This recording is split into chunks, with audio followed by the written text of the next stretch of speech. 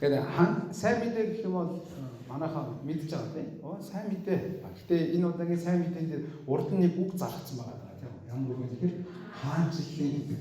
Тэгэхээр сайн мэдээ хэрнээ жоохон өөр сайн мэдээ байх магадaltaй байна гэж харах гэдэг тийм.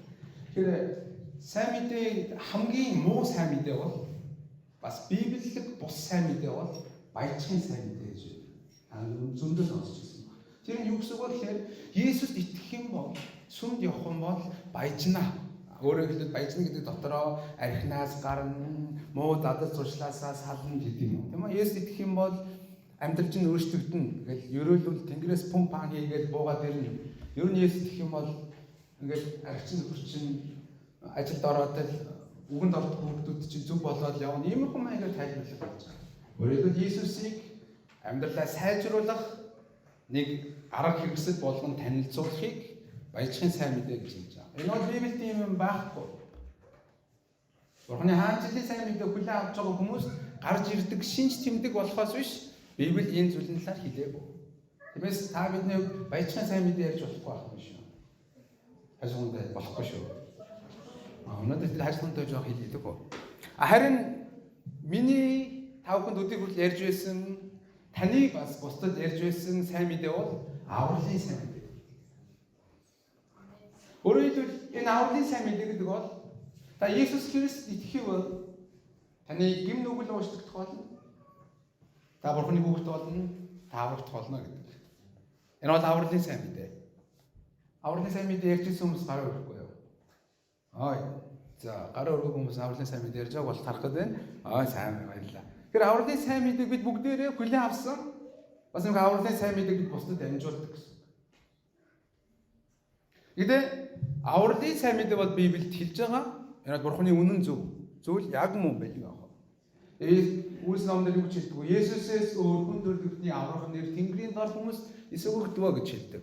Тиймээс бид Есүс Христэд дамжуулан аврах талаар ярина гэдэг бол яг л Бурхны хүсэж байгаа сайн мэдээ мөн. Гэхдээ энэ хүү авралын сайн мэдээн дээр энэ авралын сайн мэдээг илүү гүн гүнзгий ойлгохын тулд бид нэг зүйлийг ойлгох ёстой нь юу гэхээр хаанчлалын сайн мэдээг ойлгох ёстой болж байна. Ийгөө хаанчлалын сайн мэдээний дотор нь авралын сайн мэдээ орж байгаамаа гэдгийг ойлгох хэрэгтэй. Яг үнэндээ авралын сайн мэдээ гэж байгаагүй Есүс анханасаа хаанчлалын сайн мэдээг тунхилж байсан. Хаанчлалын сайн мэдээнээс авралын сайн мэдээг илүү онцгойлж ирсэн гэсэн утгатай. Би ярих гэдэг нь ихээр яг үнэндээ Есүсийг харахаар тэрээр амьдралаар хамгийн их за бид сайн уншсан Марк номыг харах юм бол хаанчлалын сайн мэдээг ирсэн. Есүс загламаа дээр цоглоо дахин амьдлаа дэш тэнгэр отгоос өмнө шамнартаа бас юуны талаар ярьсан? Хаанчлалын талаар ярьсан. Есүс эхнээсээ төгсөлт хүртэл хаанчлалын талаар ярьсан. Өөрөөр Есүс ярьж байсан сайн мэдээг үгсийг юуны сайн мэдээ гэж хэлж болно гэсэн үг үү? Хаанчлалын сайн мэдээ. Даахгүй. Хаанчлалын сайн мэдээ гэж хэлж болно гэсэн.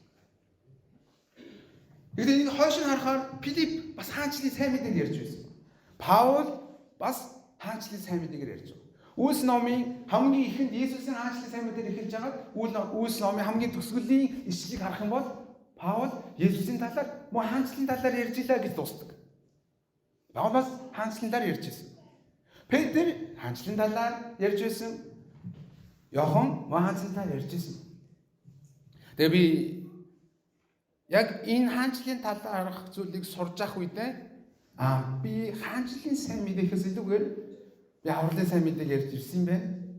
Би биш. Бид нар бүгдээрээ авралын сайн мэдээнд илүү ач холбогдол өгж байгаа юм байна гэдгийг ойлгосон байна. Яагаад энийг ярьж байгаа гэхээр хаанчлал дотор аврал байгаамаа гэдгийг.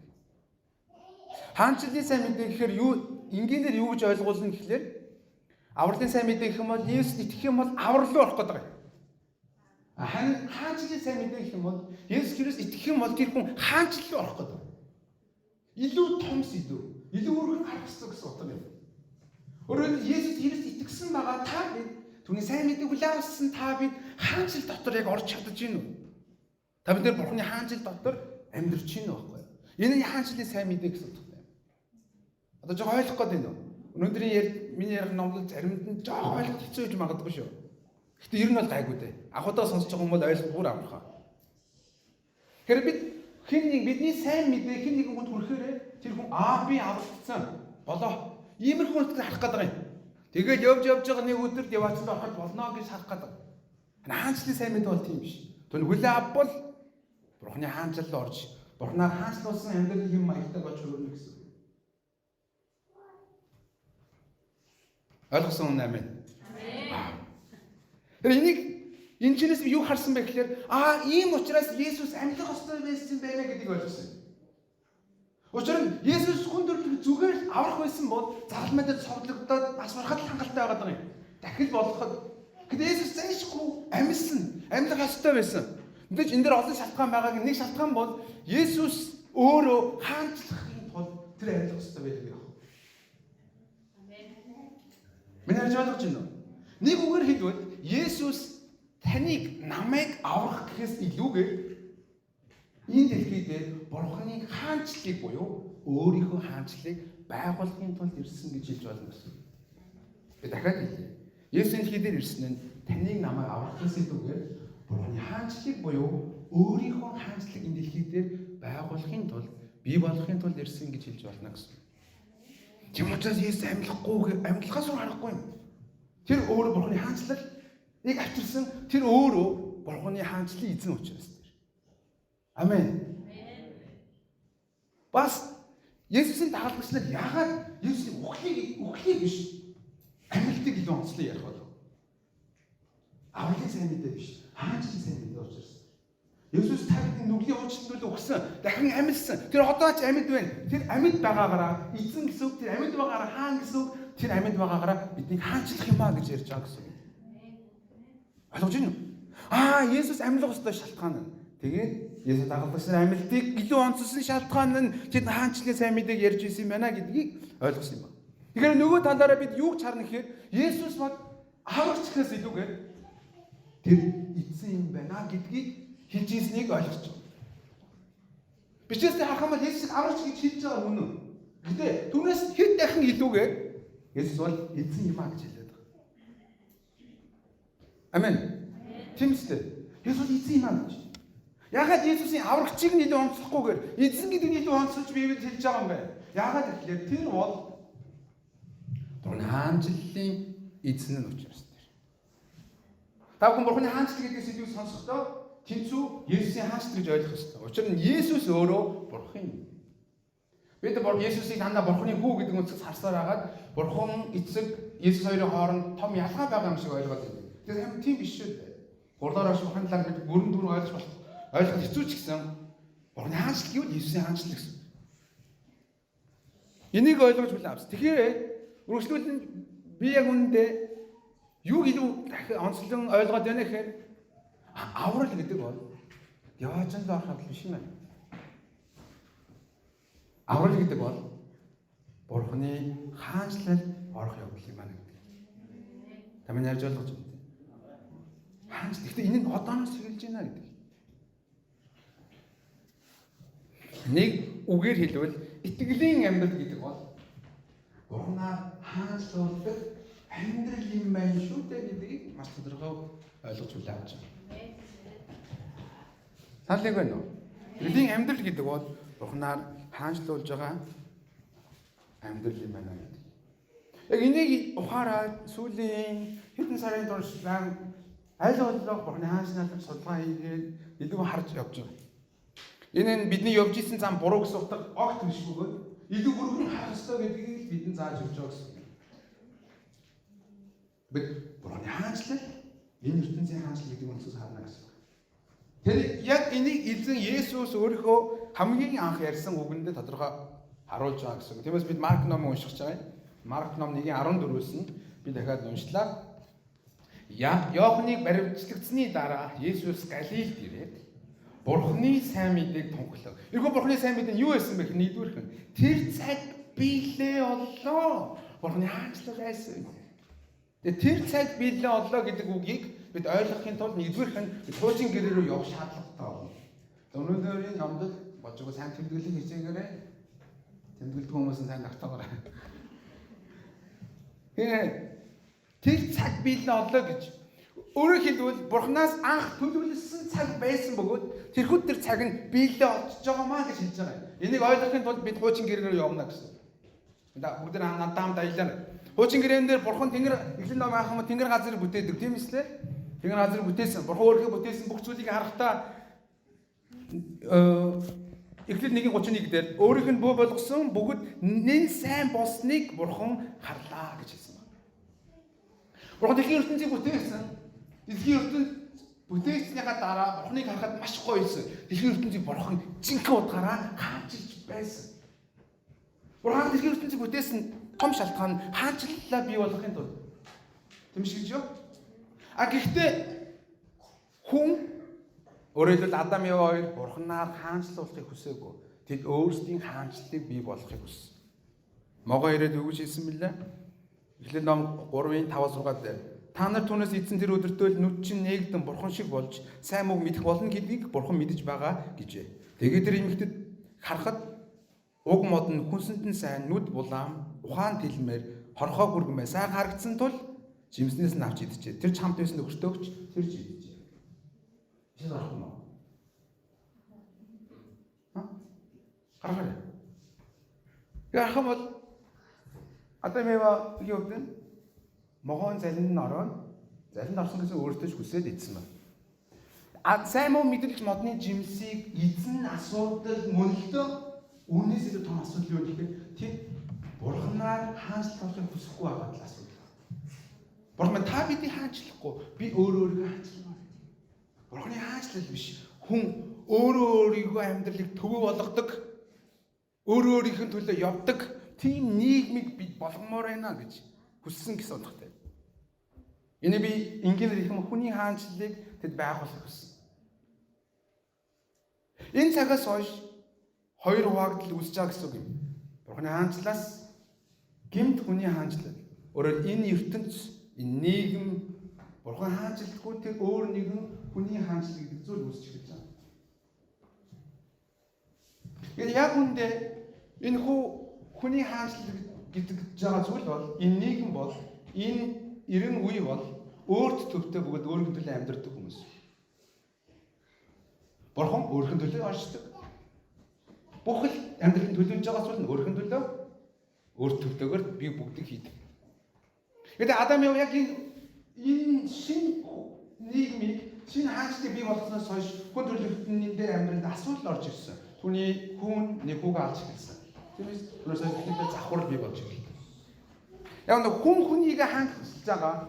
Хүний хаанчлал гэдэг бол гим нүглээр дүүрэн байгаа гэсэн үг. Тэнд зодон зохион, тэнд аллага байгаа, тэнд атаархал байгаа, тэнд янз бүрийн завхаарлууд байгаа, тэнд янз бүрийн шүтлгүүд байгаа.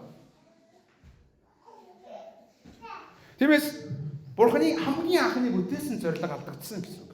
Бурханы хаанчлалыг бий болгохын төлөө хүссэн тэрхүү зорилго алдагдаж эхэлсэн. Тиймээс Бурхан энэхүү төлөвлөгөөгөө цааш өргөжлүүлэхэд бол хэнийг сонгосон бэ гэхээр Эхлэл ном 12 дугаар бүлэг дээр Авраамыг сонгосон. Бурхан Авраамд 3 амлалтыг өгсөн. Агуу үндэстэн болгоё, газар нутгийг өгье. Өөрөөр хэлбэл яг Израиль Бурхан Авраамд Израиль улсыг байгуулсан бөгөөд энэ Израиль улсад Бурханы хаанчлал оршиж ирсэн. Уулын бүх газар хаанчлал байгуулахын тулд Бурхан бүтээсэн ч хүмүүс өөрсдийнхөө нийгмийг өөрсдийн хаанчлал бий болгосон учраас тэрэндээ хүмүүс өөрсдөө зовж байгаа ч гэсэн Бурхан Авраам гэдэг ганц хүнийг сонгоод тэр үнэмшил Израиль гэдэг өөрийн хаанчлалын улсыг бий болгож байгаа. Яг үндэ Израиль улс Бурханаар бүрэн дүүрэн хаанчлуулсан ч бас биш. Тэгээ зөндөө бол дуулгаргүй байдал гаргасан. Хадам уншсан бол мэдж байгаа шүү дээ. Гэтэ Бурхан ингэж явсаар хагаад яг 3 дахь амлалт болох Есүс Христийг тэр Израилаас гаргаж ирж байгаа. Есүсээр дамжуулаад Бурхан дахин бүх үндэснийг хаанчлах нөхөд төлөвөө биелүүлэх хүсэж байгаа. Тийм учраас Бурхан Авраам танд юу гэсэн үг хэлээрээ агуу үндэстэн болгоно, газар нутгийг өгнө. Тэгээд чиний үр удмаа дэлхийн бүх үндэстнийг өрөөнө гэж хэлсэн нь яг үндэ Есүсийн талаар ярьжсэн бөгөөд энэ бол Бурханаар Есүсээр дамжуулан бий болох Бурханы шинэ хаанчлалын талаар ярьж байгаа. Тэнд орж байгаа хүн болгон өрөөгдөх учраас тийм. Маяг жолсон. Энэ бол хаанчлалын сайн мэдээний эхлэл. Яг энэ төлөвлөгөө цаг нь боллоо гэж хэлж байгаа гэсэн юм. Ойлгосноо. Тэр цаг биелээ боллоо гэж хэлж байгаа нь Авраамаар дамжуулан бүх Есүсийг илгээгээд дэлхийн бүх үндэстэнд Бурхан дахин өөрийнхөө хаанчлалыг дэлгэж байгаа. Хүн болгоныг оруулах хүсэж байгаа тэрхүү хаанчлалыг эхлэх цаг нь боллоо. Амин сериус ярьж байна. Гайгүй шүү дээ. Яагаад ч тийм ойлгож байна. Агунд энэ бол хаанчлалын сайн мэдээний хамгийн эхлэл юм. Тэр цаг биелээ боллоо гэж. Есүс ирж байгаа нь Бурхан хүн болж ирж байна гэсэн үг. Тийм шүү гэж юу? Тэгэхээр дахин дэлхий дээр хүний гэмт амьдралын хүний хаанчлалаас өөрийнхөө хаанчлалд оруулах тэр боломжийг нээж өгч. Тэгээ тэр цаг биелээ боллоо гэж араас нь Бурханы хаанчлал айсгүй гэж хэлж байгаа. Бурханы хаанчлал айсгүй гэдэг нь үг нь бараг ирээд ингээд тулцсан байгааг хэлж байгаа. Ама 10 км-ийн цаана ч юм уу эсвэл 100 жилийн цаанагаа гэж ярьж байгаа биш. Ирчээд байгаа. Бүр ингээд тулаад ирчээд байгаа. Тэр нь айсгүй. Өөрөөр Есүс дэлхий дээр ирсэн гэдэг нь тэр Бурханы хаанчлалыг авчирсан гэсэн үг. Хүний хаанчлал донд, хүний гэмт энэ өрсөлдөөнтэй, энэ тулаантай, энэ нэр алдад эд баялагын төлөө завхар цадаа савын төлөө явж байгаа энэ нийгэмд Бурхан өөрийнхөө хаанчлалыг бий болгохын төлөө ирж байгаа гэсэн. Тэгвэл Бурханы хаанчлал айсгүй гэж. Бурханы хаанчлалын эзэн бол Есүс өөрөө. Тийм шиг жоо. Тэр загламаас алдах үед Понти Пилат тэр очих үед Понти Пилат асууж та юм уу гэж. Тааж хэлж байна гэж хэлдэг. Өршөөлөл юу гэж хэлдэг вэ гэхээр Матай ном 18, Иохан ном 18:38 дээр Есүс миний хаанчлал бол энэ ертөнцийн биш ээ. Хаанчлал минь энэ ертөнцийн байсан бол намайг юудэчүүдийн гарт өгөхгүй тул зарснаар минь тэмцэх байсан гэж. Есүс энэ миний хаанчлал гэж тодорхой хэлж байгаа юм. Учир нь Есүс дамжуулан Бурханы хаанчлал ирж байгаа учраас. Гэтэл Есүс өөр нэгэн үгэн дээр ийм үг хэлсэн байна. Хаанчлал донд ирчгээд байна гэж. Есүс айсуу гэсэн юм нэ нөгөө талаараа бас ирчгээд байна гэж хэлсэн нь ямар утга илэрхийлж идэг вэ гэхээр Есүсийн үйл загалмайн үйл явдлаар дамжуул нэг бас Есүс ирснээр дамжуулан энэ дэлхий дээр Бурханы хаанчлал бүрэн төгс ирсэн бөгөөд хараахан бүрэн дүүрэн болоогүй байна гэж.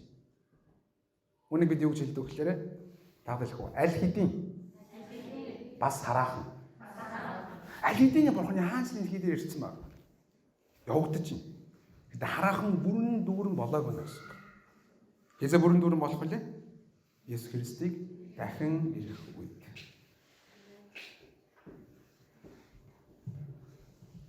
Есүс дахин ирэх үед. Бурханы хаанчлал бүрэн төгс болж байгаа. Зан зураг харуулъя. Энэ зургийг харах юм бол ерөнхийдөө бол миний ярих гэдэг зүйлийг гол ойлгох байх гэж бодож байна. За. Сүүлийн зургийг харуулъя. За, энэ зарим нь хаашаа харахгүй ч магадгүй л дээ. Харахад энэ цаг үе, бидний амьдарч байгаа энэ цаг үе. Одоо бидний амьдарч байгаа нийгэм. Харин Есүс Христийн загалмаагаар дамжуулаад Бурханы хаанчлал ирсэн байна. Тийм үү? Тэгээд энэ ирэх цаг үетэй холбогдож байгаа. Ирэх цаг үетэй холбогдож байгаа.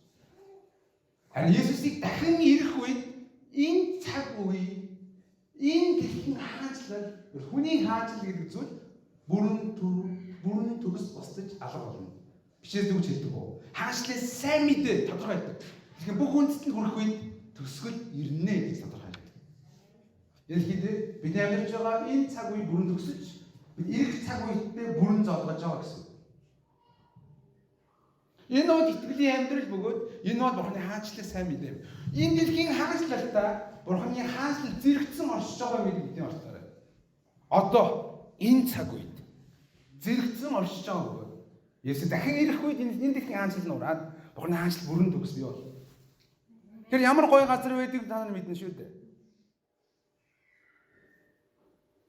Энэ бол бидний итгэлийн амьдрал авч. Энэ зургийг хэлдэг. Энэ зургийг нөгөө зургийг харуул та.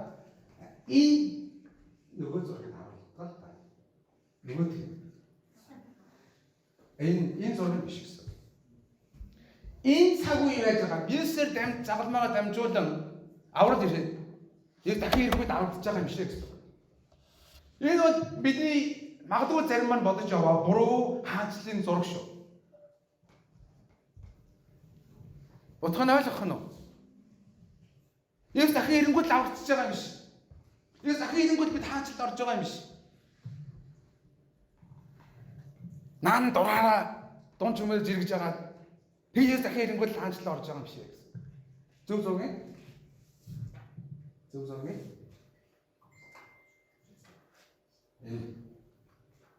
Альсна. Дахин ирэлтэй байж. Тэгмээ өнөөдөр анхны чуулганы хүмүүс яагаад өөрчлөгдөв? Хамаг юма зараад би биндээ өгөөд яв. Мэдээж хариуцлагатай дүрэн байгааг бид мэдж байгаа. Тэгээ түүний өмнө Есүс хаанчлалын дараа айлдсан болохоор анхны чуулганы дагалдагч нар энэ дэлхийн хаанчлалаас илүүгээр Бурхны хаанчлалыг илүү ойлгосон учраас ертөнцийн хараа нь өөрчлөгдөж эхэлсэн гэсэн. Энэ дэлхий дээр хамаг юмаа барих гэж, энэ дэлхий дээр хаос барих гэж, энэ дэлхий дээр эд хөрөнгө гэх мэт энэ дэлхий дээр гоо сайхныг барих гэж хичээжсэн хүмүүс хэзээ нэгэн цагт эн чинь устдах юм байна, байхгүй болох юм байна шүү дээ гэдгийг ойлгосон. Бас нөгөө талаар тэр хүмүүс энэ дэлхийн хаанчлал дээр нэгэнтэйгээ тэгж тэмцэж алдсан сууж ирснаас Бурхны хаанчлал дотор орох нь хамаагүй гоё юм байна гэдгийг ойлгосон болохоор ертөнцийн хараа нь өөрчлөгдсөн учраас эд хөрөнгөөс зарж бусдад өгч эхэлсэн гэсэн. Анхны шуулганы харах юм бол эмэгтэй хүмүүс эрх мэдлийг өндөр дөрвиж байгаа. Эмэгтэй хүмүүс ингээд нохой цаг үед нийгэм дараа хүний донд ордоггүй байсан үе шүү дээ. Тийм уусч ордоггүй байсан үе. Гэхдээ Бурхан юуг харуулж ирсэн бэ гэхээр та нар бүгдээр Бурханы хаанчлалын иргэн юм а гэсэн утгыг харуулж ирсэн. Тэгмээс тэдний анхны чуулганы өмнө ертөнцийн хараа нь өөрчлөж эмэгтэй хүмүүсийг хүндгэх янз янзын настай хүмүүстэй харилцах энэ бүх зүйлийг хүн болгоныг баян ядуу эрх мэдлийг жалахгүйгээр бүгднийг тэрвэрч эхэлж байгаа. Бурханаар хаанчлуулж байгаа шин ард олон эрен үе бий болж байна гэсэн.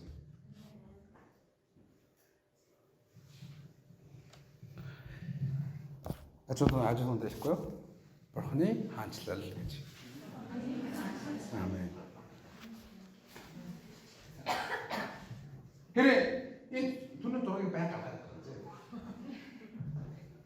Хэрэг яг үнэндээ Есүсээр дамжуулан Бурханы хаанчлал хийдээр ирсэн байна гэдгийг харж харлаа. Энэ хийдээр Бурханы хаанчлал хүмүүний хаанчлал зэрэгцээ орчихно гэдгийг бид харлаа.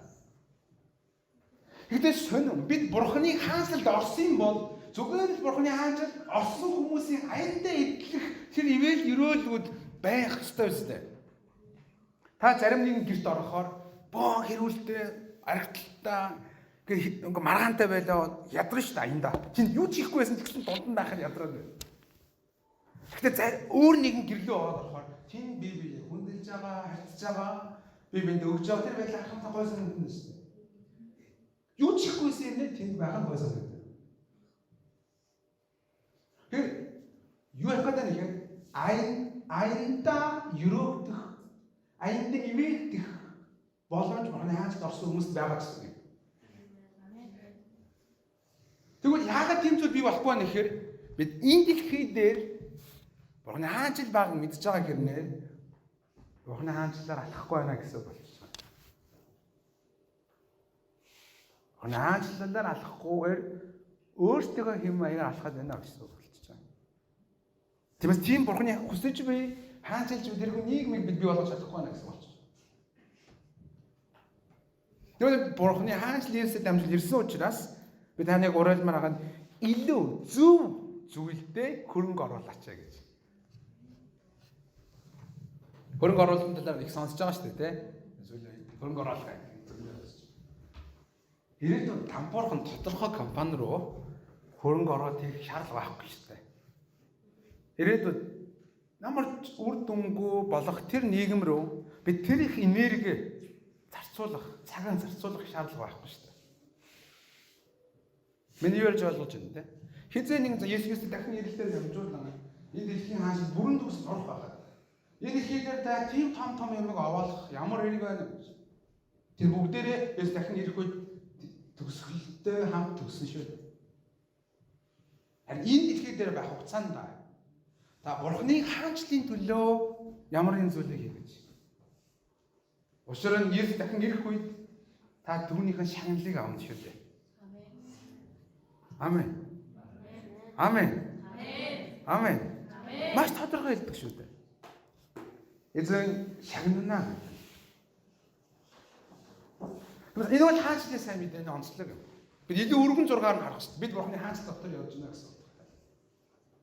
Тэгмээ эзэн Есүс үргэлжлүүлэн хэлэхдээ нөгөө Бурхны хаанчлал айсуу гэж хэлээд дараа нь хаанчлалд орох хоёр замын талаар хэлж өгсөн тийм үү? Эхнийх нь юу вэ? Айсуу гимшиж сайн мэдээ хэлэхдээ эхнийх нь юу гинэ? Гимш. Дараа хэлэх гимших. Гимших. Хажуунаа гимшээ.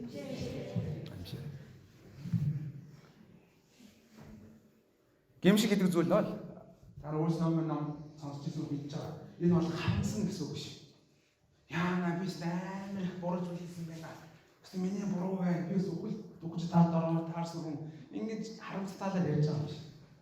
Гимшиг гэж юу вэ?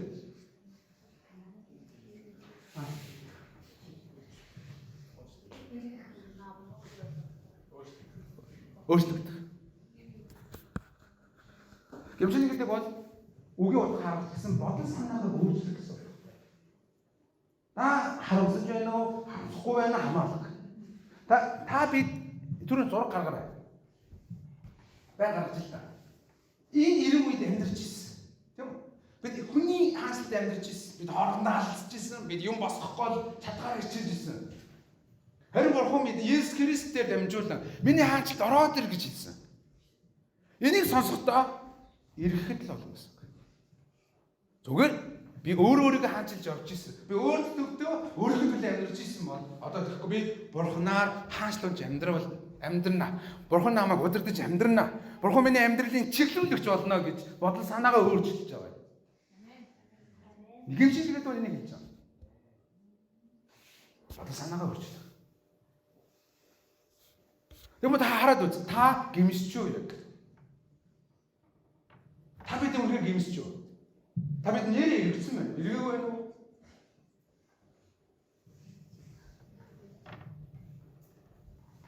Бурхны хаанчлал юмшин. Иргээр. Бурхны хаанчлал амьдраар гэсэн санаа. Хоёрдугаарх нь сайн мэдээнд итгэхтэн гэж хэлж байгаа. Энэ Иесус Христийн заалмайн үйл явдал итгэхэрэй гэж. Бурхны хаанчлал хүссэн хүн болгоно ордог биш байх. Харин Есүс Христ гэж нүглээ уушлуулсан хүмүүс л орох хэрэгтэй болж байна. Учир нь Есүс Христ өөрийнхөө хаанчлалын төлөө өөрийнхөө хаанчлалд хүмүүсийг оруулахын төлөө тэр өөрөө загалмайдаа совлогдож байгаа. Тийм яг үнтэй давруулсан юм гэж байгаад байгаа юм л да. Өөрөө хаанчлалыг авчираад өөрөө хүмүүсийг хаанчлалд оруулахын төлөө заалмай дээр цовлогдож нүглийн уучлалж. Энэ сайн минь итгүүлийн хаанчлалд оруулж өгч байгаа гэж. Бидний эзэн Есүс хийсэн зүйл үнэхээр гайхалтай. Энэ сайн мэдээнд итгэж нүглээ уучлуулад орооч гэж.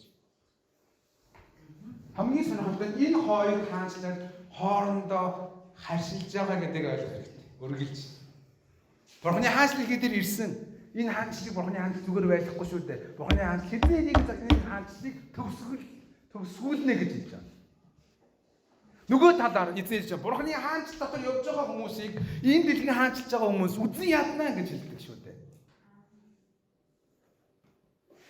Бид Бурханаар хаанчлуулж амьдарч байгаа хүмүүс ертөнцийн хүмүүс биднийг үзэн ядна. Энэ ойлгомжтой зүйл юм аа гэж. Энэ хаанчлал үргэлж хооронд харьж байгаа. Гэхдээ та сайн бод алинд нь илүү бид хөрөнгө оруулалт хийх. Тэгээ Иесус сайн мэдээнд итгэхтэн гэж хэлсэн.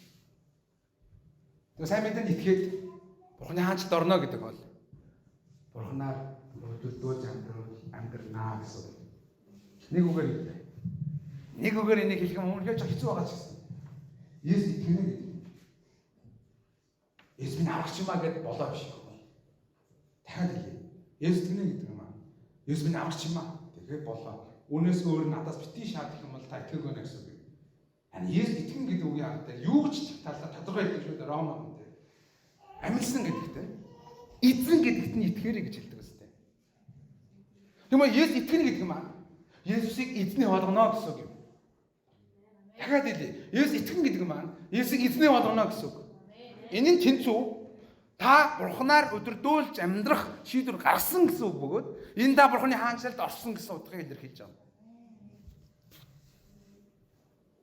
Амаргүй ч гэсэн та бид яг хаан зогсох ёстой, юу хийх ёстойгоо дахиныг хараасаа гэж хэлмээр байна. Яг төгсгөл нь бүгд нэг ишлэлийг уншаад байна. Тэр нөө 1-р Петр ном 2:9. 1-р Петр 2:9. За хамт уншина. Можгүй Библи рүүлээд 1-р Петр 2:9.